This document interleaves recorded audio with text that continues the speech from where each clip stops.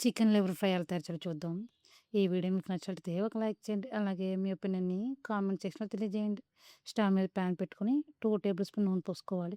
నూనె వేడిన తర్వాత శుభ్రంగా కడుక్కున్న చికెన్ లివర్ ఏసుకొని, తర్వాత హాఫ్ టీ స్పూన్ పసుపేసుకొని, ఒకసారి బాగా మిక్స్ చేసుకొని, స్టవ్‌ని మీడియం ఫ్లేమ్‌లో పెట్టుకొని మధ్య మధ్యలో కలుపుతూ ఒక అరగంట పాటు ఉడికించుకోవాలి.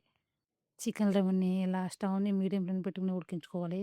అప్పుడే లోపల వరకు కుక్ అయ్యి టేస్ట్ అనేది బావుంటుంది. స్మెల్ అనేది రాకుండా టేస్ట్ అనేది చాలా చాలా బావుంటుంది. ఒక 4, 5 నిమిషాల తర్వాత ఇలా వాటర్ అనేవి కొద్ది కొద్దిగా ఊరుతుంటాయి. మూత పెట్టుకొని మధ్య మధ్యలో కలుపుతూ ఈ వాటర్ ఇంకిపోయేంత వరకు స్టవ్‌ని మీడియం ఫ్లేమ్‌లో పెట్టుకొని ఉడికించుకోవాలి. 10 నిమిషాల తర్వాత వాటర్ మొత్తం ఇంకిపోయి నూనె ఇలా పైకి తేలుతుంది కదా! మరొక 4, 5 నిమిషాల పాటు నూనెలోనే వీటిని ఉడికించుకోవాలి. అప్పుడు టేస్ట్ బావుంటుంది. అలాగే స్మెల్ అనేది రాకుండా బావుంటుంది.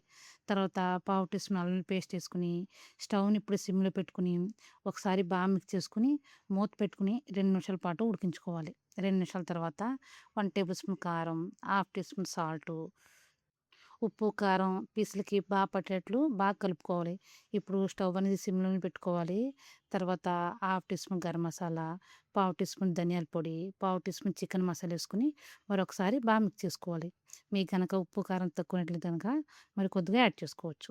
తర్వాత కొత్తిమీర కూడా ఏసుకొని ఒకసారి బాగా కలుపుకున్న తర్వాత కట్ చేసుకున్న పచ్చిమిర్చి, కరివేపాకు ఏసుకొని ఒకసారి బాగా మిక్స్ చేసుకోవాలి.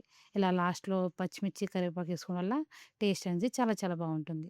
ఒకసారి బాగా కలుపుకొని స్టవ్‌ని సిమ్‌లో పెట్టుకొని, మూత పెట్టుకొని మరొక 2 నిమిషాల పాటు ఉడికించుకోవాలి. అప్పుడు ఈ మసాలాలన్నీ పీసులకి పడతాయి. తర్వాత స్టవ్ ఆఫ్ జేసి ప్లేట్‌లోనికి సర్వ్ చేసుకుంటమే. అంతే అండి. ఎంతో టేస్టీగా, ఈజీగా చికెన్ లివర్ ఫ్రై రెడీ. ఇలా చేస్తే స్మెల్ అనేది రాకుండా టేస్ట్ అనేది చాలా బావుంటుంది. మీకు నచ్చితే ట్రై చేయొచ్చు.